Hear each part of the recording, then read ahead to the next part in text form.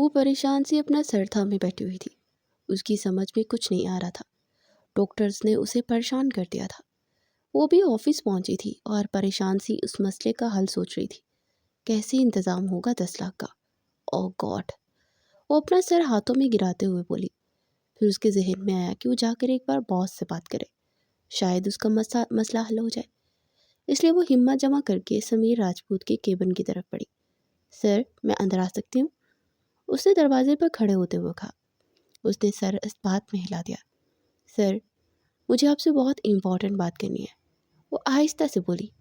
جی مس حجاب، بولیے، سمیر نے سنجیدگی بھرے لہجے میں بولا۔ سر، مجھے آفس سے لون چاہیے 10 لاکھ روپے، وہ جھجکتے ہوئے بولی تو سمیر نے چونک کر اسے دیکھا۔ اتنا زیادہ آپ کو قرض کیوں چاہیے مس حجاب؟ اس کے چہرے پر نگاہیں گاڑے ہوئے وہ بولا۔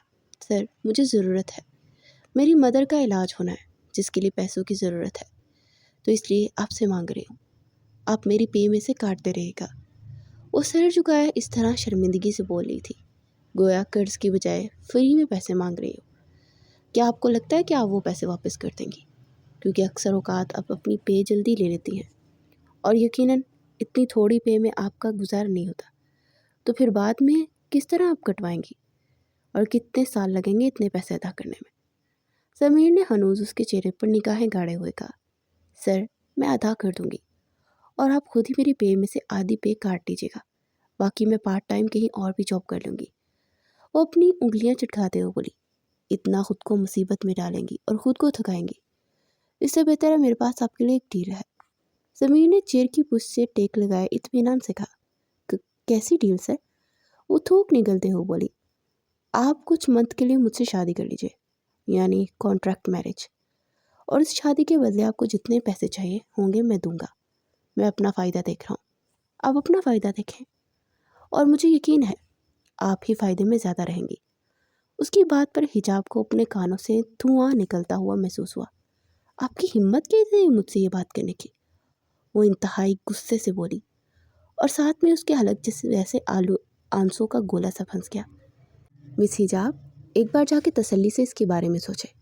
اگر آپ کو یہ ڈیل منظور ہے تو ٹھیک ہے، میں آپ کو قرض دینے کے لیے تیار ہوں، لیکن اگر یہ ڈیل منظور نہیں تو آپ اپنا قرض کسی بھی بینک سے جا کر لے لیں، مگر ایک بات یاد رکھیں، جو بھی آپ کو قرض دے گا وہ آپ سے کچھ نہ کچھ تو گارنٹی مانگے گا، دینا تو آپ کو کچھ نہ کچھ پڑے گا، لیکن آپ کے پاس تو کچھ ہے نہیں، اس لیے میں آپ کے مطابق آپ کو یہ آفر کر رہا ہوں، جا کر اطمینان سے گھر جا کر سوچیں، پھر اس کے بعد مجھے جواب دیں کہ یہ کام کرنے کے لیے مجھے کوئی بھی مل جائے گی، مگر آپ کی مدد کرنے والا فری میں کوئی نہیں ہوگا۔ آپ نے شاید دنیا نہیں دیکھی ابھی، یہاں پر لوگ اس سے بڑی بڑی آفرز کرتے ہیں، میں نے تو پھر بہت معمولی سی آفر کی ہے۔ سمیر راجپوت انتہائی ٹھنڈے لہجے میں کہہ رہا تھا۔ اس کی بات کا جواب دیے بغیر وہ اپنا بیگ کندھے پر ڈالے تیزی سے باہر نکل گئی۔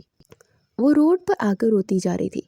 اس دنیا میں واقعی ہر ایک اپنے مطلب کو نکالنا چاہتا ہے۔ اسے لگا تھا کہ سمیر بہت شریف اور اچھا انسان ہے، جو کہ کسی لڑکی کی طرف نگاہ اٹھا کر بھی نہیں دیکھتا، مگر آج اس کی آفر نے اس کی خوش فہمی میں دور کر دی تھی۔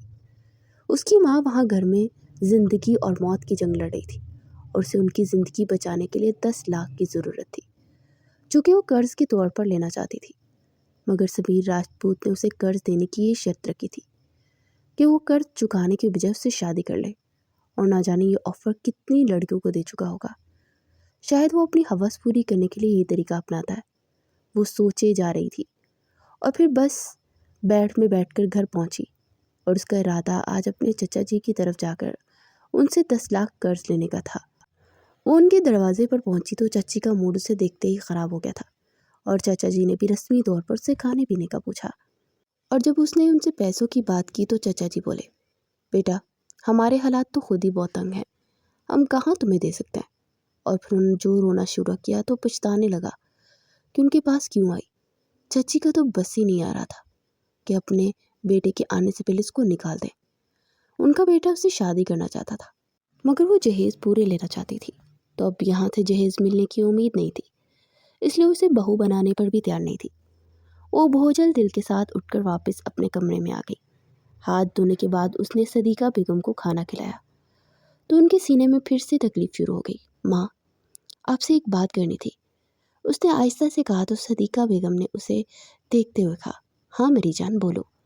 وہ میرے باس ہیں، وہ مجھ سے شادی کرنا چاہتے ہیں۔ انہوں نے مجھے شادی کی آفر کی ہے مگر میں نے انکار کر دیا۔ کیا میں نے ٹھیک کیا؟ اس نے ڈرتے پوچھا تو صدیقہ بیگم بے یقینی سے اسے دیکھنے لگی اور بولی، تمہارے باس نے تم سے شادی کے لیے پوچھا مگر تم نے انکار کیوں کیا؟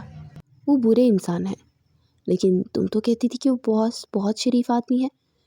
میرے سامنے تو تم اتنی تعریفیں کی ہیں، پھر انکار کیوں کر دیا بچے؟ اگر وہ اچھا انسان ہے تو کر لو نا شادی۔ میں نے تو ہمیشہ یہی چاہا کہ جواد کے ساتھ تمہاری شادی ہو، مگر تمہارے چاچا چاچی تو رشتہ لے کر آئے ہی نہیں۔ ہاں میری فکر ختم ہو جائے گی جب تمہاری شادی ہو جائے گی۔ تم ایسا کرو، تم کل اپنے باس کو ہاں بول دینا، انہیں کہنا کہ رشتہ لے کر آ جائے، بس ایک بار تمہاری شادی ہو جائے میں سکون سے مر سکوں گی۔ صدیقہ بیگم نے روتے ہوئے کہا تو تڑپ کر ان کے لبوں پر ہاتھ رکھتے ہوئے بولے، اللہ نہ کرے کہ آپ کو کچھ ہو، آپ میرے جینے کا واحد سہارا ہیں۔ یہ کہتے ہوئے ان کے سینے سے لگی پھوٹ پھوٹ کر رونے لگی۔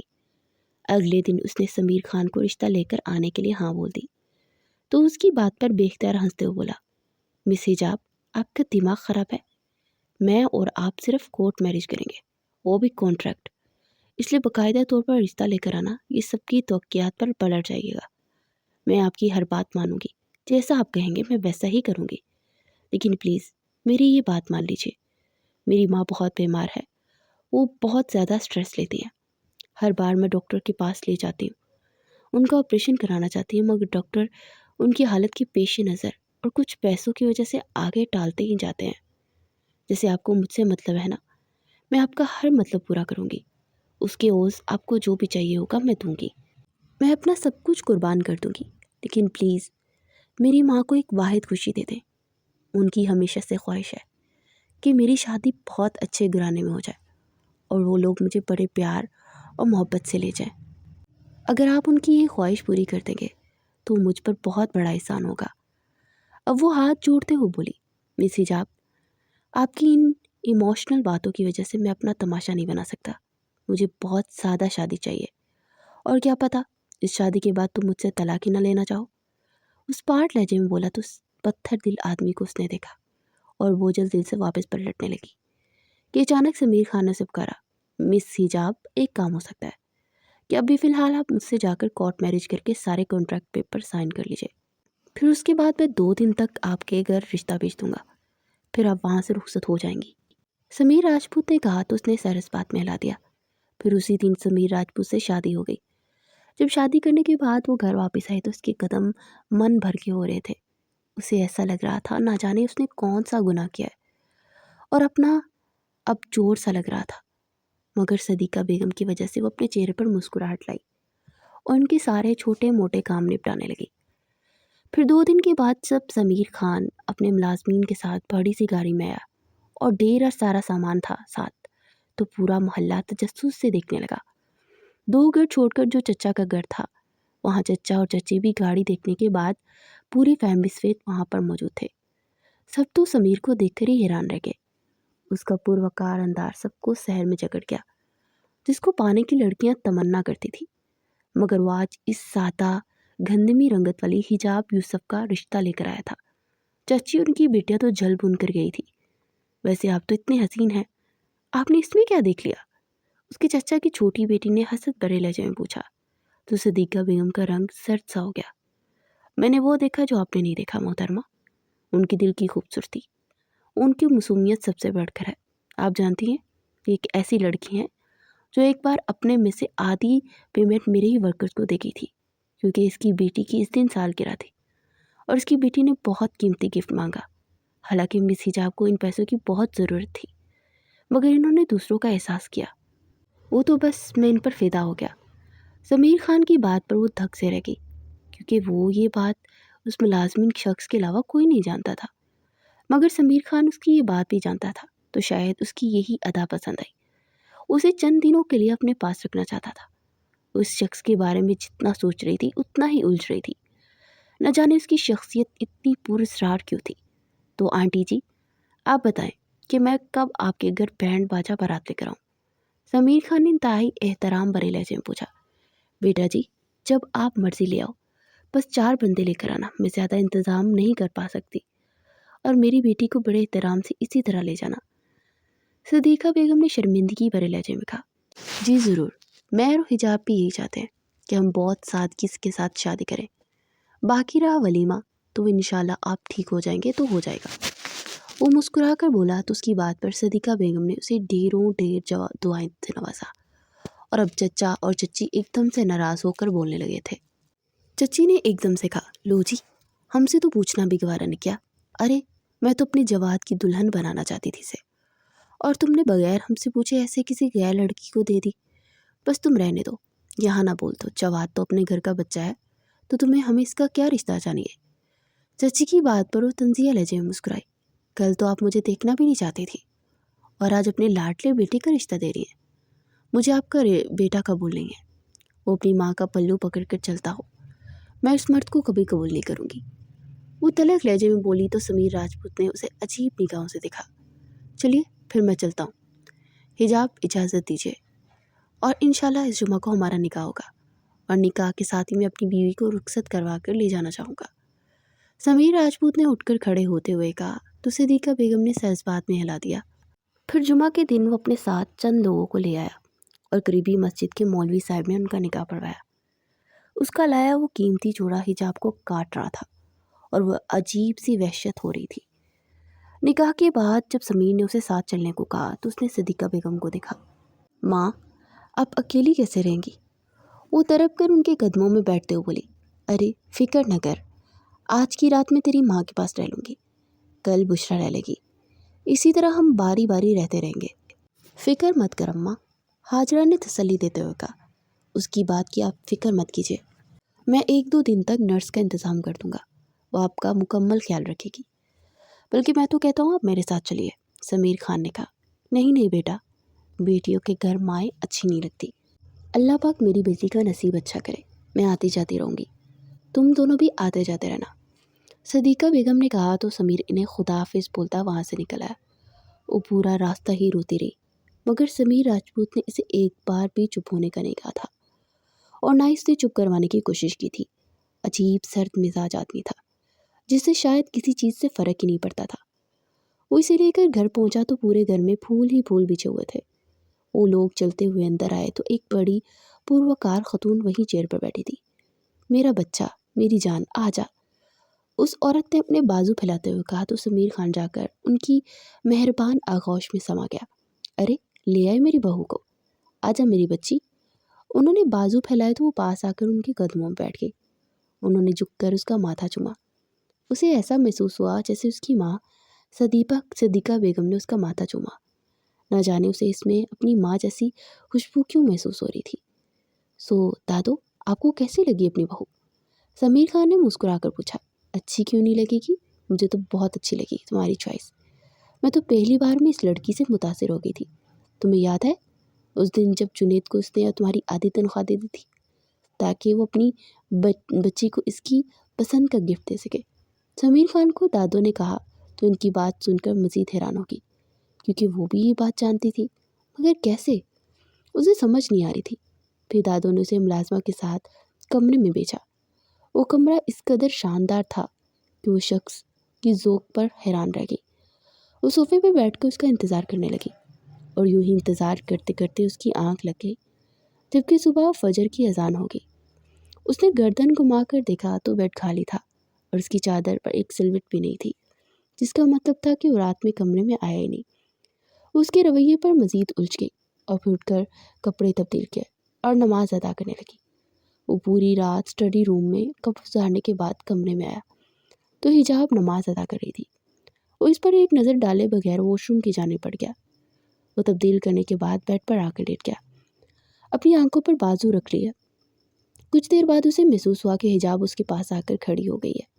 उसने बाजू उठाया, सर झुकाए, उंगलियां चटकाती कुछ बोलने की कोशिश कर रही थी। कोई मसला है क्या मिस हिजाब? ओह, तुम्हें 10 लाख चाहिए होंगे। हाँ, मैंने तुम्हारे हक महर में इतना ही लिखवाया था। तुम एक खुददार लड़की हो, मैं अच्छी तरह जानता हूँ ये तुम्हारा कर्ज नहीं बल्कि हक महर है, जो कि 10 लाख है, और 20 लाख अपनी मर्जी से दे रहा हूँ। उसने साइड टेबल पे से एक चेक देकर उसे देते हुए कहा, थैंक यू। وہ جس مقصد کے لیے آپ نے مجھ سے شادی کی ہے اسے کب پورا کریں گے؟ وہ نگاہیں جھکائے آہستہ سے بولی، مس حجاب کہنا کیا چاہتے ہیں؟ ذرا کھل کر کہیے۔ وہ اٹھ کر بیٹھتے ہوئے سنجیدگی سے بولا۔ وہ جانتا تھا کہ وہ کیا بات کرنا چاہ رہی ہے، مگر وہ اس کے منہ سے سننا چاہتا تھا۔ آپ جانتے ہی ہیں کہ میں کس بارے میں بات کر رہی ہوں، وہی مقصد جس کی وجہ سے آپ نے شادی کی۔ اب اپنا حق لے لیجیے۔ وہ نگاہیں جھکائے بامشکل بولی، تمہارے دماغ میں اتنی گندگی بھری ہے تو میں تمہیں بتاتا چلوں مس حجاب، جس جسم تک رسائی حاصل کرنا چاہوں نا تو بغیر نکاح کے بھی کر سکتا ہوں۔ مجھے نکاح کرنے کی ضرورت نہیں ہے، کیونکہ حلال اور حرام کے چکر میں نہیں پڑتا۔ تم سے زیادہ حسین لڑکیاں میری باہوں میں آنے کے لیے مت چلتی ہیں، وہ بھی میرے اسٹیٹس کے لیے، مگر میں عورت ذات پر تھوکتا بھی نہیں، اس لیے مجھے عورتوں سے نفرت ہے۔ اور ہاں، میں تمہاری غلط فہمی دور کر دوں، تم کوئی حور نہیں ہو جس پر سمیر راجپوت مر مٹے اور اس کا جسم حاصل کرنے کے لیے اس سے نکاح کر بیٹھا۔ میں نے نکاح صرف اور صرف اپنی دادوں کی وجہ سے کیا ہے، میری دنیا ہے وہ۔ انہوں نے CCTV کیمرے میں تمہیں جنید کے ساتھ بڑی محبت سے پیش آتا دیکھا ہے، بس اسی دن انہوں نے کہنا شروع کر دیا کہ تم ان کی بہو بنو گی۔ مگر میں اچھی طرح جانتا ہوں کہ تم نے جان بوجھ کر جنید کے ساتھ اچھا سلوک کیا تھا تاکہ تم میری توجہ حاصل کر سکو۔ تم جیسی لڑکیاں جو 10 لاکھ کے لیے اپنا جسم بیچ سکتی ہیں وہ کیا نہیں کر سکتی۔ وہ شخص بول نہیں رہا تھا بلکہ زہر اگل رہا تھا، اور اس کا زہر حجاب کی رگوں میں اتر رہا تھا۔ وہ پورا وجود سن سا ہو گیا تھا۔ آپ مجھے غلط سمجھ رہے ہیں، میں ایسی لڑکی نہیں ہوں سمیر سر۔ شٹ اپ، اور خبردار آئندہ مجھ سے اس لہجے میں بات کی، اور ہاں، کسی بھی قسم کی وضاحت تو بالکل بھی میرے سامنے مت کرنا۔ اچھا بننے کے لیے تم میرے سامنے ٹونگ کرنے کی ضرورت نہیں ہے، کیونکہ میں جانتا ہوں تم کتنی اچھی ہو۔ تم جیسی لڑکیاں کچھ بھی کر سکتی ہیں، اس لیے مجھ سے دور رہو، لیکن میرے دادوں کے ساتھ ہمیشہ ٹھیک رہنا۔ انہوں نے پہلے ہی زندگی میں بہت زیادہ دکھ دیکھے ہیں، اور میں نہیں چاہتا تم ان کے دکھ کی وجہ بنو۔ تم نے میرا دل نہیں جیتنا، ان کا دل بہلانا ہے۔ تم صرف میرے لیے کھلونا ہو جس کو میں نے اپنی دادوں کے لیے خریدا ہے، نہ کہ اپنے لیے۔ اس کو بازو سے دبوچے چبا چبا کر بولتا جا رہا تھا، اور پھر سے ایک جھٹکے سے چھوڑتا کروٹ لے کر لیٹ گیا۔ وہ چپ چاپ جا کر صوفے پر بیٹھ گئی۔ اس کا ہر لفظ جیسے اس کے دل پر تیر کی مانند لگا تھا۔ اس کا دل زخموں سے چور تھا۔ سنو، اس نے پھر سے پکارا تو اس نے سر اٹھا کر اسے دیکھا، کیونکہ یہ شادی دادوں کی زندگی تک رکھنی ہے، اور ہاں، اس لیے ہر ماہ 20 لاکھ دوں گا۔ تمہارا کام صرف دادوں کا دھیان رکھنا ہے، وہ بولا، اور پھر تکیے میں سر دیے کروٹ بدل گئی۔ اس کی باتوں کی وجہ سے حجاب دل ہی دل میں خود کو کوس رہی تھی کہ نہ جانے اسے کس طرح کی لڑکی سمجھ رہا ہے۔ پھر وہ سارا دن دادوں کے آس پاس ہی رہتی اور ان سے نہ جانے کتنی باتیں کرتی تھی، اور پھر اس کے بعد وہ ان سے اجازت دے کر اپنی ماں سے ملنے کے لیے چلی جاتی، اور پھر اسپتال میں ساتھ وہ صدیقہ بیگم کے آپریشن کے وقت لینے کی کوشش کر رہی تھی، مگر وہ لوگ اسے 15 دن کے بعد کا وقت دے رہے تھے، وہ بھی 10 لاکھ ایڈوانس لے کر۔ وہ اس کو غنیمت سمجھ رہی تھی، اور 15 دن کے بعد جب وہ دوبارہ گئی تو ان لوگوں نے ایڈوانس لیا۔ وہ اس بات سے ہی مکر گئے، اور صدیقہ بیگم کی حالت بہت خراب تھی۔ وہ فوری طور پر 50 لاکھ جمع کروانے کا کہہ رہے تھے۔ اس کا دل بند سا ہونے لگا۔ وہ جلدی سے گھر آ کر سمیر راجپوت سے بات کر کے 50 لاکھ لینا چاہتی تھی۔ سر پلیز، مجھے آپ سے بہت ضروری بات کرنی ہے، اب سن سکتے ہیں؟ میرے پاس ٹائم نہیں ہے، جب فارغ ہوں گا تو سن لوں گا۔ اس کی بات کو نظر انداز کرتا وہاں سے نکل گیا، کیونکہ اس کی لنڈن کی فلائٹ تھی۔ اس نے دادو کا دیا خاندانی ہار لیا اور جولر کے پاس پہنچ گئی۔ جولر نے ایک نظر اسے دیکھا، پھر سے منہ بولی قیمت پر ٹیک گیا۔ جب وہ پیسے لے کر ہسپتال پہنچی تو صدیقہ بیگم کی حالت بہت زیادہ خراب تھی، اور ڈاکٹر نے اسے دیکھنے کے بعد ایمرجنسی وارڈ میں بھیجا تو ان کی اکھڑتی سانسیں دیکھ ان کی جیسے سانسیں ختم ہو گئی۔ کچھ ہی دیر میں صدیقہ بیگم کی وفات ہو چکی تھی۔ اس کی تو دنیا ہی ختم ہو گئی۔ کس طرح وہ ان کا مردہ وجود ان کی آخری خواہش کے مطابق ان کے آبائی گاؤں لائی، وہی جانتی تھی۔ سب لوگ اس کے سسرال والوں کا پوچھ رہے تھے، مگر اس کا تو جس سے رشتہ تھا وہ فون تک نہیں اٹھا رہا تھا۔ 3 دن کے بعد جب وہ راجپوت ہاؤس پہنچی تو اندر سے آتی آوازوں پر جم گئی۔ کہا تھا نا میں نے دادو اس کے بارے میں کہا تھا کہ وہ ایک لالچی اور دھوکے باز لڑکی نکلے گی، مگر آپ نے کہا کہ میں نے دنیا دیکھی ہے۔ دیکھو آج کیا ہو گیا۔ وہ چند پیسوں کے لیے بھاگ گئی، اپنی ماں سمیت، وہ بھی خاندان کا ہار لے کر، اور چیخ کر بول رہا تھا۔ وہ اندر داخل ہوئی، وہ تیر کی مانند اس کی طرف بڑھا تم نے میرے دادو کے پیار کا صرف 50 لاکھ میں مول لگایا؟ ارے یہ ساری دولت تمہاری ہی تو تھی، تم نے محض 50 لاکھ کے لیے 10 کروڑ کا خاندانی ہار بیچ دیا۔ وہ تو جیولر ہمارا جاننے والا تھا تو اس نے بتا دیا، اور آج میں لنڈن سے واپس آیا، اس کے بعد تمہارے گھر پہنچا تو تم اپنی ماں سمیت بھاگ گئی۔ وہ چنگار کر بولا تو وہ تلخ انداز میں مسکرائی۔ بہت بڑے بزنس مین ہیں نا آپ، تو بڑے ذہین اور سماعت قسم کے انسان ہیں۔ آپ نے ایک بار بھی نہیں سوچا کہ میں نے صرف خاندانی ہار ہی لے کر جانا تھا، جو باقی کا قیمتی زیور تھا وہ کیوں نہ لیا؟ اگر مجھے ڈھونڈنے میں میرے محلے والے میں گئے تو گرد کے لوگوں سے پوچھ لیتے کہ میں کہاں گئی، تو آپ کو بتا دیتے کہ میں میلوں دور اپنی ماں کے مردہ وجود کو دفنانے گئی تھی۔ اور ہاں، یہ آپ کا خاندانی ہار تو نہیں ہے، مگر یہ 50 سے زیادہ ہزار کم ہے جو شاید واپس لائی ہوں، کیونکہ جس کے لیے آپ کا پیش قیمت ہار بیچنے گئی تھی وہ میری ماں تو بڑی خوددار تھی، اس نے کسی کا احسان لینا منظور ہی نہیں کیا اور چند ہزار کا کفن پہننا منظور کر لیا۔ اور آپ کے چند ہزار میں لٹا دوں گی سر، وہ زخمی لہجے میں بول رہی تھی، مگر بولتے دوران اس کا نہ ایک آنسو ٹپکا نہ اس کا لہجہ کانپا۔ مگر سامنے کھڑا وہ حسین ترین مغرور ترین بزنس مین سمیر راجپوت کانپ گیا۔ تو تم نے مجھے انفارم نہیں کیا؟ وہ لب کچلتے ہو بولا، مگر اس کے سوال کا جواب دینے کے بجائے اس کے ٹیبل پر پیسے رکھتی چپ چاپ کمرے کی جانب بڑھ گئی۔ سمیر میرے بچے، وہ ٹھیک نہیں ہے، جاؤ اسے سنبھالو، دادو نے گلوگیر لہجے میں کہا تو من بھر کے قدموں کے ساتھ اس کے پیچھے کمرے میں آیا۔ تو وہ کپڑے نکال کر واش روم کی جانب بڑھ گئی اور نہا کر باہر آئی اور جائے نماز بچھا کر نماز پڑھنے لگی۔ وہ چپ چاپ اسے دیکھ رہا تھا اور دل پہلی بار اس کا درد محسوس کر رہا تھا۔ اسے یہ سوچ سوچ کے شرم آ رہی تھی کہ وہ تنہا دنیا سے لڑ رہی تھی، مگر وہ اپنے بزنس ڈیلز کر رہا تھا، اور جس دن اس کی ڈیلز کا جشن تھا اس دن اپنی ماں کا مردہ وجود لیے تنہا دفنانے جا رہی تھی۔ کس حوصلے سے وہ گئی تھی اسے سمجھ نہیں آ رہی تھی، مگر وہ کہاں جانتا تھا کہ وہ تو اپنی ماں کے مر جانے کا سن کر ہی مر چکی تھی۔ سلام کرنے کے بعد اس نے جائے نماز اٹھایا اور چپ چاپ جا کر صوفے پر لیٹ گئی۔ سوری۔ کچھ دیر کے بعد وہ پاس آ کر بولا تو اس نے خالی خالی نگاہوں سے اسے دیکھا۔ فکر مت کیجیے، 6 ماہ کی جو ڈیل ہے وہ پوری کر کے ہی جاؤں گی یہاں سے، وہ اسپاٹ لہجے میں بولی اور رخ پھیر کر لیٹ گئی۔ وہ لب بھینچ کر بیڈ پر آ کر لیٹ گیا۔ کئی دن یوں ہی گزر گئے اور وہ ایک دوسرے سے بات تک نہیں کرتے تھے۔ چھٹے دن صبح جب وہ اٹھا تو وہ اپنے کمرے میں نہیں تھی۔ اسے ڈھونڈتا ہوا دادو کے کمرے کی طرف آیا تو اندر سے آتی آوازوں کو سن کر باہر رک گیا۔ حجاب بیٹا، میرے سمیر کو معاف کر دینا، بس ہر وقت بزنس میں پاگل رہتا ہے، تم اس کے لیے سجو سورو تاکہ وہ تمہاری طرف متوجہ ہو۔ دادو نے کہا، جی اچھا دادو۔ وہ آہستہ سے بولی، انہیں اپنے ہاتھوں سے کھانا کھلانے لگی۔ وہ تھکا ماندہ اندر داخل ہوا تو وہ دونوں خاموش ہو گئی۔ کھانا کھلانے کے بعد وہ برتن اٹھا کر باہر نکل گئی۔ سمیر میرے بچے، وہ بچی بہت ٹوٹ گئی، اب تم اسے سنبھالو، اور ہاں آج رات تمہاری ڈیوٹی ہے تو اسے ساتھ دے جانا، اس کا دل بہل جائے گا، انہوں نے کہا تو سمیر نے سر اس بات میں ہلایا۔ پھر وہ دفتر جانے سے پہلے اسے شام کو تیار آنے کا کہہ کر چلا گیا۔ شام کو جب وہ تھکا ماندہ سا گھر پہنچا تو جیسے کمرے میں داخل ہوا تو سامنے کا منظر دیکھ کر ٹھٹک گیا۔ وہ سیاہ رنگ کی میکسی میں دوپٹے کے ساتھ اپنے لمبے بال سلجھا رہی تھی۔ وہ چلتا ہوا اس کے قریب آیا اور نرمی سے اس کے بالوں کو اپنی مٹھی میں جکڑ کر لبوں سے لگا لیا۔ اس کی ہر حرکت پر چپ چاپ کسی روبوٹ کی مانند کھڑی رہی۔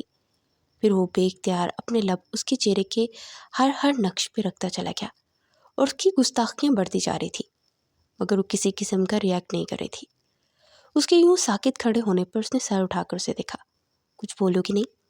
چلو کچھ بولنا نہیں تو جھٹک ہی دو، مجھ سے دور کچھ ریاکٹ کرو، ایسا لگتا ہے کہ کوئی بے جان مورت ہو۔ اس کے لبوں کو اپنے انگوٹھے سے رب کرتے ہوئے گمبھیر لہجے میں بولا، آپ کو پورا حق ہے مجھے چھونے کا، قیمت ادا کی ہے آپ نے، اور جب کسی چیز کی قیمت ادا کی جاتی ہے تو ادا کرنے والا اس کا مالک بن جاتا ہے، تو جو مرضی کیجیے، آپ کو نہیں روکوں گی۔ وہ آہستہ سے بولی تو لب بھینچ کر کچھ دیر اسے دیکھتا رہا، پھر وہ سر چٹک کر کپڑے اٹھائے واش روم کی جانب بڑھ گیا۔ کچھ دیر کے بعد وہ تیار ہو کر باہر نکلا تو لاؤنج میں دادو کے پاس بیٹھی تھی۔ اس نے حجاب کر رکھا تھا جس میں وہ بہت خوبصورت لگ رہی تھی۔ چلیں، اس نے پاس آ کر کہا تو وہ اٹھ کھڑی ہوئی۔ جب وہ پارٹی میں پہنچے تو سب لوگ انہیں دیکھ رہے تھے اور میڈیا بھی جلدی سے آ گیا۔ ایسار، آپ نے چپکے سے شادی کر لی، کسی کو بتایا تک نہیں؟ اس کی کوئی خاص وجہ؟ اور آپ کا ابھی تک ولیمہ کیوں نہیں ہوا؟ ان کے سوالات پر اس نے بے اختیار حجاب کی جانب دیکھا تو وہ سرد نگاہوں سے ادھر ادھر دیکھ رہی تھی۔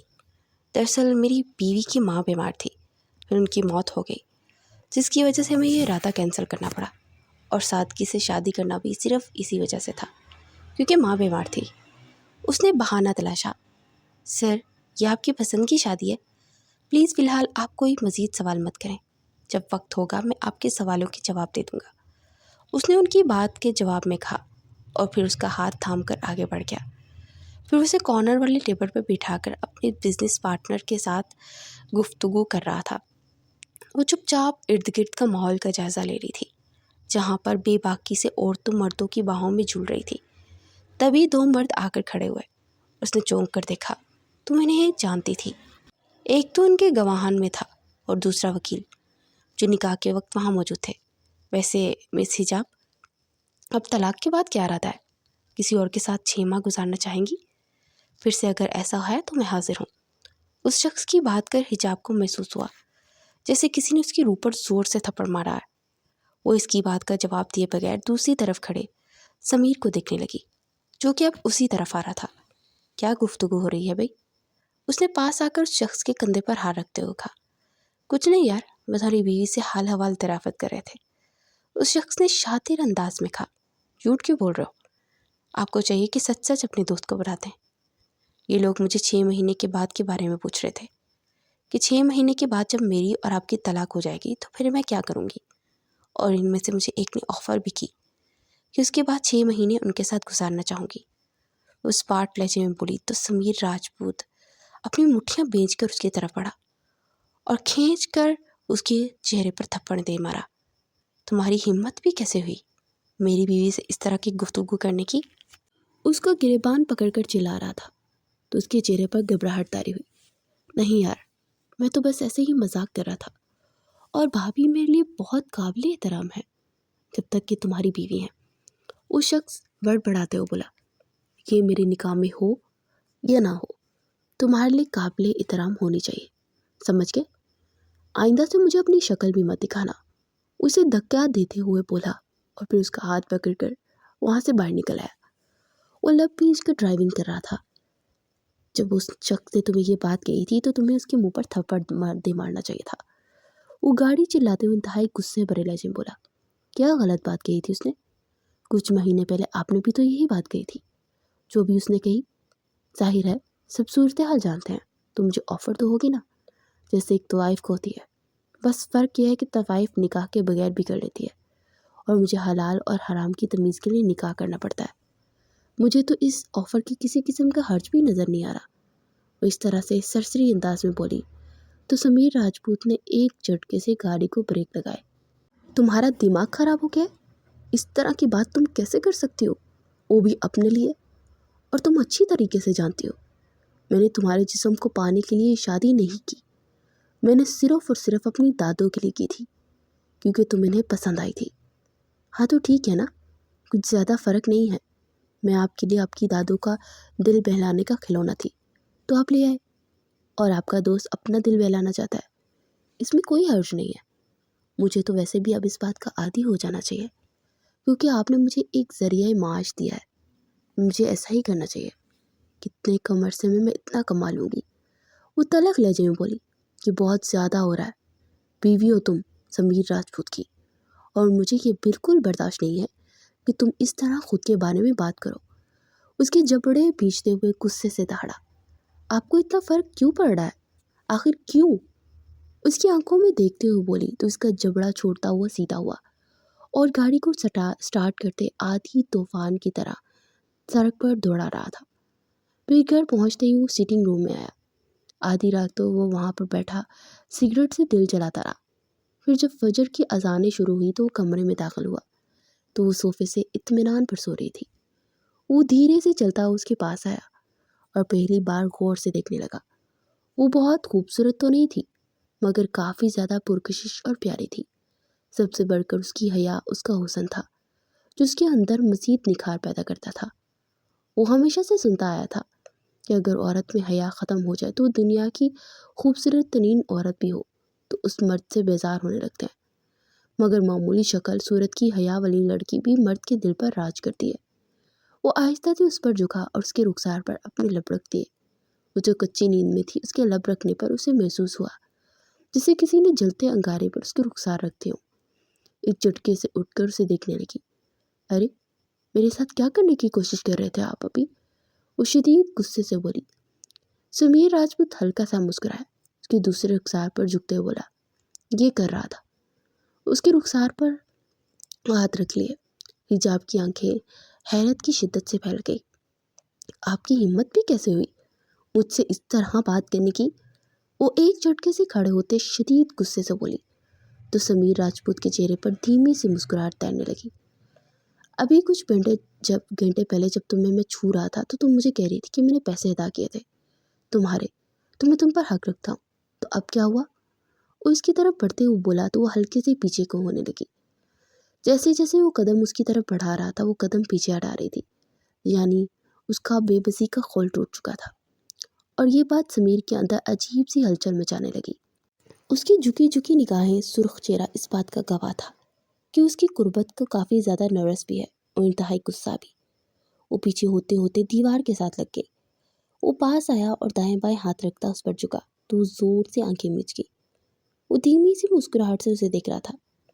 جب پہلے میں نے تمہارے بدن کو اس طرح چھوا تھا تو تم نے کوئی ریئیکٹ نہیں کیا تھا، کسی بے جان مورد کی طرح کھڑی تھی، یعنی اس ٹائم تمہارے اندر نہ غصہ تھا نہ کچھ بھی، مگر اب تمہیں غصہ کرنے لگی ہو۔ کہیں مجھ سے محبت تو نہیں ہوگی؟ وہ اس کی تھوڑی سی تھامتے ہوئے ہلکی سی مسکراہٹ سے بولا تو تلملا سی گئی۔ خبردار اگر آپ نے مجھے چھوا بھی۔ اس کی بات کو نظر انداز کرتا اس کے چہرے پر جھکا۔ اس نے پوری شدت سے اس کے لبوں کو اپنی دسترس میں لے لیا، اس کی سانسیں بند کرنے لگا، اس کی سینے پر مکے مار کر اسے دھکیلنے کی کوشش کر رہی تھی۔ پھر وہ آہستہ آہستہ پیچھے ہٹا تو اس نے شکوہ کی نگاہوں سے سمیر کو دیکھا اور غصے سے جا کر واش روم میں خود کو بند کر لیا۔ وہ دھیمی سے مسکراتا ہوا اپنے بیڈ کی جانب بڑھا اور اسے واضح دیکھ کر پکارا، میں لیٹ ہو چکا ہوں، تم آ کر آرام کر لو۔ مگر دوسری طرف سے اس نے کوئی جواب نہیں دیا۔ وہ آنکھیں بند کیے مسرور سی اسی کے متعلق سوچ رہا تھا۔ کچھ دیر کے بعد وہ باہر نکلی اور جائے نماز بچھا کر نماز پڑھنے لگی۔ وہ اپنی کوہنی کو بیڈ پر ٹکائے اس کی طرف ٹکٹکی باندھے دیکھ رہا تھا، جو کہ بڑی پرسکون سی نماز ادا کر رہی تھی۔ نماز ادا کرنے کے بعد اس نے جائے نماز اکٹھا کیا اور دوپٹہ کھولتے ہوئے بولی، اگر جا رہے تھے تو نماز ادا کر لیتے۔ اس کی بات پر سمیر راجپوت کے چہرے پر سنجیدگی طاری ہوئی۔ میری مرضی، میں نہیں پڑھنا چاہتا نماز، میری اللہ سے ناراضگی چل رہی ہے تو اس لیے میں نماز نہیں پڑھتا۔ اس بار ڈرجن بولا، استغفر اللہ، کس طرح کی باتیں کر رہے ہیں آپ مسٹر راجپوت؟ آپ جانتے بھی ہیں آپ نے کیا بولا ہے؟ آپ نے کہا کہ اللہ سے ناراضگی چل رہی ہے۔ آپ ہوتے کون ہیں اللہ سے ناراض ہونے والے؟ بلکہ اللہ آپ سے ناراض ہے، یقیناً یہی حقیقت ہے، کیونکہ جب بندہ اللہ سے بہت دور ہو جاتا ہے نا تو اللہ اس سے دولت، جائیداد، اس کا خاندان نہیں چھینتے بلکہ اس کے مزید عطا کرتے ہیں۔ چھینتے ہیں تو سجدے کی توفیق چھین لیتے ہیں۔ آپ اپنے دماغ سے سوچ نکال دیجئے کہ آپ اللہ سے ناراض ہیں، بلکہ اللہ آپ سے ناراض ہے، اور وہ اسی وجہ سے کہ آپ سجدے کی توفیق چھین چکا ہے۔ اس کی بات پر جیسے سمیر راجپوت کے اندر مرچیں سی بھڑ گئی۔ میں نے اللہ کا کیا بگاڑا ہے جو مجھ سے ناراض ہوں گے؟ بلکہ آج تک تو اللہ نے مجھ سے چھینا ہے۔ سب سے پہلے میری ماں کو مجھ سے دور کیا، پھر میرے پیار کرنے والے باپ مجھے چھوڑ گئے۔ میں نے چھوٹی سی عمر میں اپنے ماں باپ کے جانے کا غم سہ لیا، اور پھر اللہ جی مجھ سے یہ بھی ناراض ہے، کیوں؟ وہ تلخ لہجے میں بولا، آپ کے ماں باپ اللہ کی امانت تھے جو کہ کچھ عرصے کے لیے دنیا میں آئے تھے، اور جب امانت رکھنے والا اپنی مدت پوری کر لے تو بھی اس امانت کو واپس لینے کا حق رکھتا ہے۔ آپ کے ماں باپ کو واپس لینے کا؟ میرے باپ تو میری دنیا میں آنے سے پہلے جا چکے تھے۔ میں نے تو اپنے باپ کی شفقت بھی نہیں پائی۔ میری ماں نے لوگوں کے کپڑے سلائی کر کر کے مجھے پالا پوسا، پڑھایا، مگر جب اس کے سکھ پانے کے دن آئے تو اللہ نے اپنی امانت واپس بلا لی۔ مجھے کوئی دکھ نہیں ہے، میں اپنے اللہ کی رضا پر راضی ہوں۔ مجھے دکھ اس بات کا ہے کہ میں نے اپنی ماں کو بچانے کے لیے کچھ کیا ہی نہیں۔ وہ ماں جو دن رات محنت کر کے مجھے اتنا پڑھا لکھا دیا، مگر میری پڑھائی لکھائی کا فائدہ کیا ہوا؟ آج بھی مجھے پیسہ کمانے کے لیے اپنے آپ کو پیش کرنا پڑا۔ کاش مجھے پتا ہوتا کہ پڑھائی لکھائی کے بجائے جسم فروشی سے پیسے مل سکتے ہیں تو میں نے اتنے سال پڑھائی نہیں کی ہوتی، نہ کسی مرد سے نکاح کر کے چند پیسوں کے لیے ان کی خواہش کو پورا کر کے اتنا کما لیتی جتنا میں ایک سال میں نہیں کما سکتی۔ वो तलख लहजे में बोलती चली गई, बस तुम्हारी हो गई बकवास, अब इससे आगे एक लफ्ज़ मत बोलना। आइंदा से तुमने अपने लिए इस तरह के लफ्ज़ इस्तेमाल किए तो मुझसे बुरा कोई नहीं होगा। वैसे तुम बहुत लेक्चर दे रही थी कि अल्लाह की अमानत है, फलाह है, ये है, तो अपने लिए इस तरह की बातें इस्तेमाल करते तुम्हें हया नहीं आ रही? वो भी अपने शौहर के सामने इस तरह की बकवास कर रही हो। और नागवार बड़े लहजे में बोला, तो और क्या कहूँ, आपने ही तो मुझे बेकार किया है ना। आपकी वजह से मैं ज़िंदगी से सबसे बड़ा गम देखा। कितनी निगाहों में मेरे लिए तंज़ीम मुस्कुराहट, कितने लोग उस दिन मेरे अकेले होने पर खुश थे। मैं जानती हूँ मेरी माँ का जाना अल्लाह की मर्ज़ी था, लेकिन आपका यूँ मुझे छोड़ देना, इस वक्त आपका शिकवा करूँगी, अल्लाह से नहीं, क्योंकि अल्लाह ने आपको मेरे लिए भेजा था। अगर आप चाहते तो बिना भी किसी मफाद के मुझसे शादी कर सकते थे, मगर नहीं, आपने मुझे जलील करना बेहतर समझा। चलिए ठीक है, इस हद तक भी ठीक है, मगर आपको कोई हक हासिल नहीं कि आप मुझसे किस किस्म की उम्मीद रखें। वो आहिस्ता लहजे में बोली, मैं जानता हूँ मेरी वजह से तुम्हारे साथ ये सब हुआ। मुझे उस दिन तुम्हारी बात सुन लेनी चाहिए थी, लेकिन तुम्हें भी तो चाहिए था ना कि एक बार इन्फॉर्म कर देती तो मैं वहाँ से भाग जाता क्या। मगर तुमने तो मुझे इन्फॉर्म करना ज़रूरी भी नहीं समझा। मैंने तुम्हारी माँ का दिल रखने के लिए तुमसे बाकायदा शादी नहीं की थी। इतना भी बुरा इंसान नहीं हूँ। वो तलख लहजे में बोला, इन्फॉर्म करने की कोशिश की थी और पैसे भी मांगे थे, मगर आपके लिए मीटिंग सबसे ज़्यादा अहम थी, इसलिए आप सब कुछ इग्नोर करते हुए वहाँ से चले आए। खैर, इन बातों को छोड़िए, वक्त गुजर चुका है, मुझे इस बारे में कोई बात नहीं करनी। अब सुबह मेरी माँ की कुरान ख़वानी है, तो मुझे चचा जी के यहाँ जाना है, वहाँ जाकर सब इंतज़ामात करने हैं। वो स्पार्ट लहजे में बोलती सो जाने के लिए लेट गई। कुछ देर आराम करने के बाद वो उठकर ड्राइवर के साथ अपने चचा के यहाँ गई, जिस घर में वो अपनी माँ के साथ रहती थी। वो किराए का था, इसलिए मालिक मकान ने उसे ताला लगा दिया था। वो पिछले 12 सालों से इस जगह पर रह रही थी और इसका दिल चाह रहा था कि उस घर में कुरान खानी रखे। वो भी इंतजामात शुरू कर भी ना पाई थी कि उस घर का मालिक मकान उसके पास आया और उसे चाबी देते हुए बोला, बेटा, ये तुम्हारे घर की चाबी है, तुम अपनी माँ का ख़त्म शरीफ वहाँ पकड़ो जहाँ पर तुम रहती हो। शफीक चाचा ने अपनी शफकत भरे अंदाज में कहा, बहुत शुक्रिया चाचा, मैं पहले भी यही चाह रही थी वहाँ पर ख़त्म शरीफ करवाऊँ, मगर मेरी हिम्मत ही नहीं हुई कि मैं आपसे कह सकूँ। आहिस्ता से वो बोली तो सर पर हाथ रखते हुए बैठ चले गए। उसने वहाँ सब इंतजामात कर लिए थे और ख़वातीन कुरान पाक पढ़कर फारिग हुई तो इसने दुरूद शरीफ के बाद अपनी माँ की याद में नज़म पढ़ी और उसके आंसू बह रहे थे और दरवाजे पर खड़ा समीर उसे यकटक देखे जा रहा था। उसने जम ख़त्म करके दुआ मांगी तो समीर ने आहिस्ता से दरवाज़ा खटखटाया तो वो उठ गई। तो सफ़ेद कुर्ता शलवार में मलबूस समीर राजपूत मुंह खोले हैरत से उसे देखे गया। वो इस कदर हैंडसम लग रहा था कि वो निगाहें हटाना भूल गई। उसकी हालत पे ज़ेर असर मुस्कुराया तो जल्दी जल्दी होश में आई। अब यहाँ क्या कर रहे हैं? उसे हैरत भरे लहजे में बोला, शोहर हूँ तुम्हारा, तुम्हारी मुश्किलात में तुम्हारे साथ होऊंगा ना। मैं जानता हूँ कि ये महल्ला तुम्हारे लिए कितना मुश्किल है, तो इसलिए आज यहाँ पर हूँ। उसकी बात के जवाब में बोला, इसकी ज़रूरत नहीं है, वो जुनैद को मैंने बोल दिया था तो वो मेरी मदद कर रहा है। उसने स्पार्ट लहजे में बोला, कौन जुनैद? उसने चौंक कर पूछा, जी अस्सलाम वालेकुम, मैं हूँ जुनैद। पीछे से उस लड़के की आवाज़ आई तो मुड़ा तो उसी दिन वाले लड़के को देख उसके माथे पर अनगिनत पल पड़ गए। वो लब भींच कर देखने लगा, जो कि हिजाब को सब तफसील बता रहा था। अंदर अजीब सी जलन महसूस हो रही थी। वो चुपचाप जाकर कमरे में बैठ गया। कुछ देर के बाद वो बाहर निकल आई और उसके हाथों में ट्रे थी। ये लीजिए, खाना खा लीजिए। उसने खाना रखते हुए कहा, जाइए जाकर अपने कज़न साहब को खिलाइए। वो जल भून कर बोला, वो खा चुका है, आपको उसकी टेंशन लेने की ज़रूरत नहीं है। वो इत्मीनान भरे अंदाज में बोली, तुम्हें ज़रा फिक्र नहीं है कि तुम्हारा शौहर जलन का शिकार हो रहा है? वो तपे तपे अंदाज में बोला, क्यों? आप क्यों जलन के शिकार हो रहे हैं? हमारा रिश्ता कौन सा प्यार का है? हमेशा के लिए बीवी थोड़ी हूँ, सिर्फ 6 महीने की बीवी हूँ।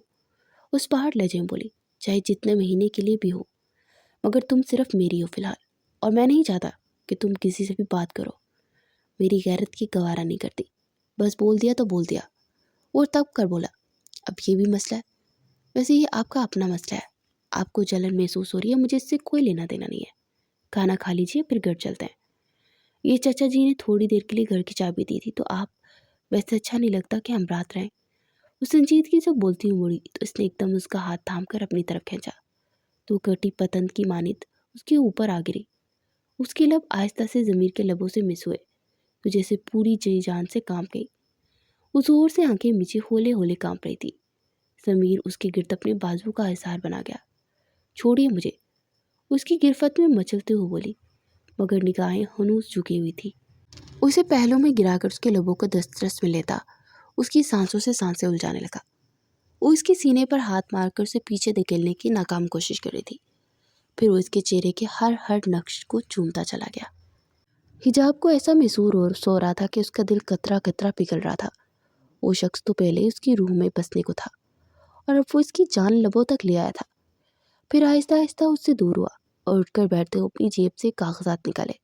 یہ کیا ہے؟ اس نے حیرانی سے پوچھا۔ یہ اس گھر کی رجسٹری ہے، میں نے یہ گھر شفیق صاحب سے خرید لیا ہے، یہ تمہارا ہے، تم جب چاہو یہاں سے آ کر رہ سکتی ہو، اپنی ماں کی یادیں تازہ کرنے کے لیے۔ اس کی رخسار کو چھوتے ہوئے آہستہ سے بولا تو وہ بے یقینی سے اسے دیکھی جا رہی تھی۔ یہ کیوں کر رہے ہیں آپ؟ اس نے لب کچلتے ہوئے پوچھا۔ کیونکہ میرا دل چاہتا ہے کہ میں تمہیں دنیا جہان کی ہر خوشی دے دوں۔ وہ گمبھیر لہجے میں بولتا آہستہ سے اس کے ماتھے پر لب رکھتا۔ اس کی دھڑکن رک گیا۔ اس کی کوئی ضرورت نہیں ہے، ماں نہیں ہے تو یادوں کا کیا کروں گی؟ وہ گلوگیر لہجے میں بولی، یادیں بہت اہم ہوتی ہیں کیونکہ آپ کو وہ خوشیاں دیتی ہیں اور غم بھی۔ مجھے امید ہے تمہاری اس گھر سے بہت اچھی یادیں بھی جڑی ہوں گی۔ تمہاری ماں کے ساتھ تمہارے وہ پل جب تم ان کے ساتھ کھانے کی فرمائش کرتی ہوگی، جب ان کے ہاتھ سے کھانا کھاتی ہوگی، کبھی ان کے لیے کچھ کرتی ہوگی، کبھی کچھ وہ تمہارے لیے کچھ کرتی ہوں گی۔ بس یہی یادیں ہوتی ہیں جو ہمیں جینے کا مقصد دیتی ہیں۔ وہ بولتا جا رہا تھا اور یک ٹک اسے سن رہی تھی۔ پھر وہ اپنا چہرہ ہاتھوں میں چھپائے پھوٹ پھوٹ کر رو دی۔ ارے ارے کیا ہو گیا؟ میں نے تو تمہیں خوشی کرنے کے لیے یہ سب کہا تھا اور تم الٹا رونے لگی۔ نہیں چاہیے تو لاؤ، دے دو واپس۔ اس نے ہاتھ بڑھا کر پکڑنا چاہا تو وہ نفی میں سر ہلاتے ہوئے اس کے سینے کے ساتھ لگے۔ کیا ہوا ہے جان؟ بتاؤ مجھے، کیوں رو رہی ہو؟ وہ انتہائی میٹھے لہجے میں بولا تو حجاب نے نگاہیں اٹھا کر اسے دیکھا۔ آپ نے مجھے دنیا سے سب سے قیمتی تحفہ دیا ہے، اس گھر کی صورت میں۔ ہم زندگی بھر کرائے پر دھکے کھاتے رہے اور تو شفیق چاچا نے ہمیں 12 سال تک یہاں رہنے دیا، ورنہ 1 سال کے بعد ہمیں شفٹ ہونا پڑتا، اور 12 سال تک ہم نے اس گھر میں گزارے تو اس گھر میں ایک الگ سی انسیت ہو گئی تھی۔ میری امی تو کہتی تھی کہ کاش میں اس گھر کو خرید سکوں، لیکن میری ماں کی حسرت ہی رہی، اور آج آپ نے میری ماں کی حسرت پوری کر دی۔ Thank you very much. اس کے ہاتھوں پر اپنا ماتھا ٹکا کر روتے ہوئے بولی، اس کے بدلے میں کچھ مانگو تو دو گی؟ اس نے پوچھا تو اس بات پر گہلا گئی سر۔ وہ ایک دم سے اٹھ کر اس کے قدموں میں بیٹھ گیا۔ میں سمیر راجپوت حجاب یوسف کے ساتھ جنت تک کا کانٹریکٹ کرنا چاہتا ہوں۔ میں چاہتا ہوں کہ حجاب یوسف اور سمیر راجپوت قیامت کی روز بھی میاں بیوی کی طرح ہی پکارے جائیں۔ کیا تمہیں یہ کانٹریکٹ منظور ہے؟ وہ اس کی طرف ہاتھ بڑھاتے ہوئے بولا تو حجاب نم آنکھوں سے اسے دیکھنے لگی، پھر آہستہ سے اپنا کانپتا ہوا ہاتھ اس کے ہاتھ میں دے دیا۔ تھینک یو سو مچ میری زندگی میں آ کر مجھے جینے کا ہنر سکھانے کے لیے۔ تم نے میری زندگی میں جو رنگ بڑھے ہیں اس کا احسان نہیں چکنا پاؤں گا۔ میں سمیر راجپوت حجاب یوسف سے بہت محبت کرنے لگا ہوں۔ آئی لو یو سو سو مچ۔ اونچی آواز سے چلایا تو حجاب نے ہڑبڑا کر اس کے لبوں پر ہاتھ رکھ دیا۔ ارے چپ کر جائیے، آپ کا محل نہیں ہے، یہاں پر دیوار سے دیوار ملی ہوئی ہے۔ وہ آہستہ سے بولی تو سمیر اس کا ہاتھ ہٹاتے ہوئے بولا، میں تو چاہتا ہوں کہ پوری دنیا کو پتہ چل جائے کہ سمیر راجپوت حجاب یوسف سے محبت کرتا ہے۔ وہ آنکھیں چپکتے ہوئے بولا تو اس کے چہرے پر جیسے کوسوں خزاں کے رنگ چھا گئے۔ پھر اسے باہوں کے حصار میں لیے اس پر اپنا حق جتاتا چلا گیا۔ اس نے لاکھ کوشش کی کہ وہ اپنے دل کو سنبھال لے، مگر اس کا دل سمیر کے عشق میں دیوانہ ہو رہا تھا، اور اس کا دھیرے دھیرے جو خمار چڑھ رہا تھا اس کے چڑھتے وہ خود کو اس کے سپرد کرتی چلے گی۔ اگلی صبح وہ بہت روشن تھی تو انہوں نے مل کر فجر کی نماز ادا کی۔ پھر وہ اس کے ساتھ بیڈ ٹی بنانے کے لیے کچن میں چلی گئی۔ کچھ دیر کے بعد وہ بھی اس کے پیچھے پیچھے چلا گیا اور صحن میں بیٹھ کر چہچہاتے پرندوں کو دیکھ رہا تھا۔ تو انہوں نے وہاں سین میں بیٹھ کر چائے پی اور کچھ دیر کے بعد وہ گھر کے لیے نکل گئے۔ گھر پہنچے تو بی جان انہیں کے انتظار میں بیٹھی ہوئی تھی۔ انہوں نے سلام کیا تو بی جان نے دونوں کے چہروں کی جانب دیکھا اور مطمئن انداز میں مسکرا دی، کیونکہ ان کے کھلے ہوئے چہرے ان کے دل کا حال بتا رہے تھے۔ آنے والے دنوں میں دونوں ایک دوسرے کے لیے کافی قریب آ چکے تھے اور کچھ ہی دنوں بعد اسے ماں بننے کی خوشخبری ملی، تو جیسے پورا گھر ہی خوشیوں سے مہک اٹھا تھا۔ بی جان کی تو خوشی کا کوئی ٹھکانہ نہیں تھا۔ رہا سمیر تو اللہ پاک سے انہیں جڑواں بچوں سے نوازا، تو جیسے انہیں اپنا آپ کمپلیٹ محسوس ہوا۔ وہ چلتا ہوا دھیرے سے اس کے پاس آیا، اس کے پاس بیڈ پر بیٹھ اس کا جھک کر ماتھا چوما۔ تھینک یو مجھے زندگی کی اتنی بڑی خوشی دینے کے لیے۔ پتہ ہے بی جان اتنی خوش ہے اور مجھے کہہ رہی تھی کہ ایسا لگ رہا ہے کہ میری زندگی کے سال بڑھ گئے ہیں۔ وہ دھیرے سے مسکرا کر بولا تو وہ بھی جواباً ہلکا سا مسکرائی اور اٹھ کر اس کے گلے لگ گئی اور اسے خود میں سموئے وہ آنکھیں موند گیا۔